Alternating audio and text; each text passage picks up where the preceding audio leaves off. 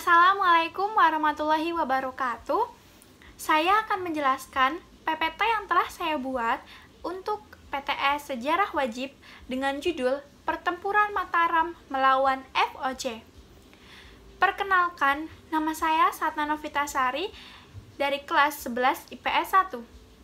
Sebelum kita memasuki bagian isi peristiwa Mataram melawan FOC, di layar sebelah kanan sudah tertera foto Kerajaan Mataram dan di bawahnya sudah tertera letak Kerajaan Mataram.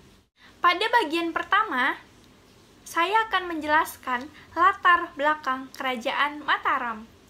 Terdapat beberapa raja kerajaan Mataram Islam yang sangat terkenal seperti Sultan Agung Hamengkubuwana I, Hamengkubuwana IX, Pangeran Haryadipanegara, Pakubuwana VI, Pakubuwana X.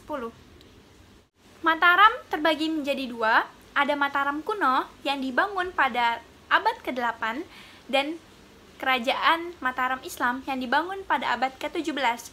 Untuk PPT kali ini saya akan menggunakan Mataram Islam. Mataram Islam atau Mataram Baru adalah suatu negara Islam berbentuk kesultanan di Pulau Jawa yang pernah ada pada abad ke-17. Sebenarnya kesultanan ini dibangun pada abad ke-16, namun baru jadi pada saat abad ke-17. Nah, kesultanan ini dipimpin oleh suatu wangsa yang bernama Wangsa Mataram. Awal mulanya berupa alas mataok yang diberikan oleh Sultan Hadiwijaya kepada Ki Ageng Pamanahan atas jasanya. Kemudian menjadi suatu kadipaten di bawah Kesultanan Pajang. Keraton Kota Gede menjadi pusat awal pemerintahan. Sultan pertama yang berdaulat adalah Panembahan Senopati, putra dari Ki Ageng Pamanahan. Nah, pada masa keemasan Kesultanan Mataram, mereka pernah menyatukan Pulau Jawa, pernah memerangi FOC di Batavia untuk mencegah semakin luasnya kekuasaan pada masa itu. Nah, kerajaan ini dikelilingi dengan berbagai gunung seperti Gunung Tangkuban Perahu, Gunung Sumbing, Gunung Lawu, dan lainnya, serta dialiri oleh banyak sungai. Lalu, di slide selanjutnya ada foto yang tertera di sebelah kanan, ada Sultan Agung. Awal mulanya pertempuran FOC dimulai dari keinginan atau cita-cita Sultan Agung karena ia ingin mempersatukan seluruh tanah Jawa dan mengusir kekuasaan asing dari bumi Nusantara. Maka dari itu, Sultan Agung merencanakan serangannya ke Batavia karena tindakan monopoli yang dilakukan FOC sering menghalang-halangi kapal-kapal dagang Mataram yang akan berdagang ke Malaka. FOC menolak untuk mengakui kedaulatan Mataram, dan keberadaan FOC di Batavia telah memberikan ancaman serius bagi masa depan Pulau Jawa. Saya akan menjelaskan pertempuran pertama pada tahun 1628. Foto sebelah kiri sudah tertera Tumenggung Bahurekso. Ia diangkat sebagai Panglima Perang Mataram pada tanggal 26 Agustus 1628 untuk memimpin puluhan ribu prajurit menyerbu FOC di Batavia. Pada pertempuran tanggal 21 Oktober 1628 di Batavia, Tumenggung Bahurekso beserta kedua putranya gugur sebagai kusuma bangsa. Namun, mereka berhasil menghancurkan benteng Hollandia atau benteng milik FOC. Namun sayangnya Mataram akhirnya gagal karena ia tidak dapat menghancurkan benteng Bomel. Selanjutnya, pada pertempuran pertama, Mataram gagal. Namun, pada tahun 1629 atau pada pertempuran kedua, tentara Mataram berangkat lagi menuju Batavia dengan perlengkapan senjata api.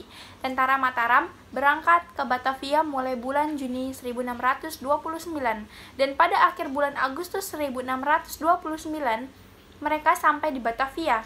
Pada tanggal 31 Agustus 1629, seluruh pasukan Mataram mulai tiba di daerah sekitar Batavia.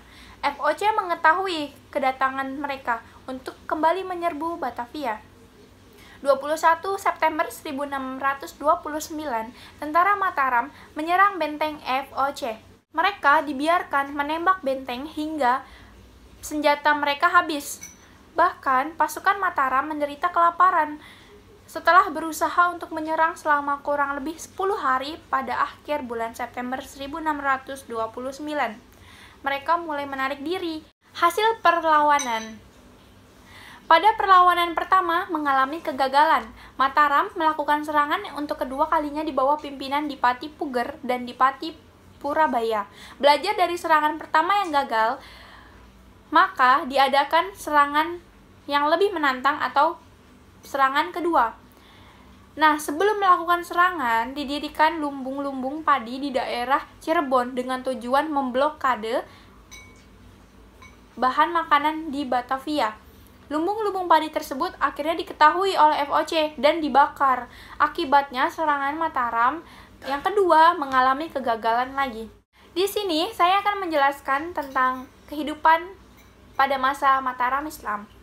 Terdapat beberapa agama seperti Islam 78,29%, Protestan 2,84%, Hindu 15,77%, Katolik 1,33%, Kristen 4,17%, dan Buddha 1,77%.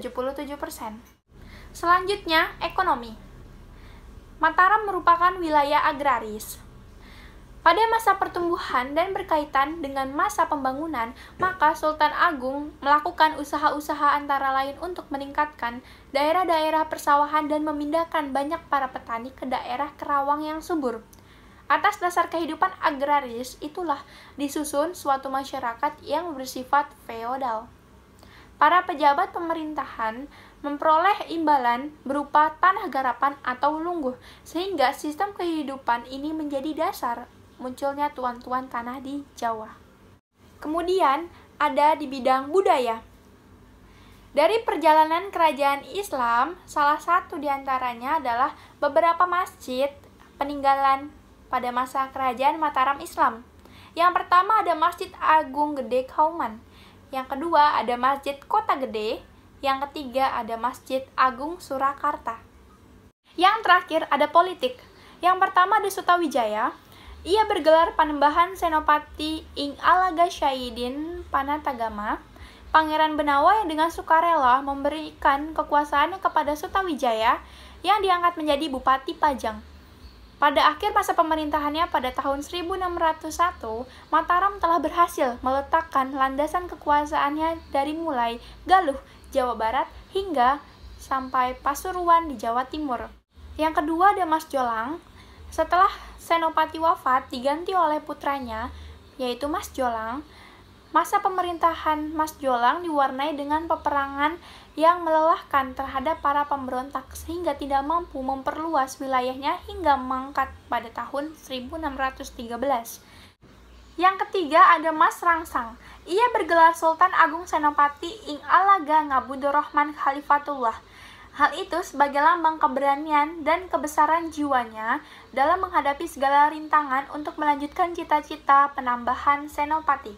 Rintangan yang harus dihadapi oleh Mas Rangsang ada 3 golongan, yaitu para bupati yang tidak mau tunduk, ada kerajaan Cirebon, dan yang terakhir adalah FOC yang sudah saya jelaskan tadi. Sekian PPT yang sudah saya jelaskan dengan judul Pertempuran Mataram melawan FOC. Kurang lebihnya mohon maaf. Wassalamualaikum warahmatullahi wabarakatuh.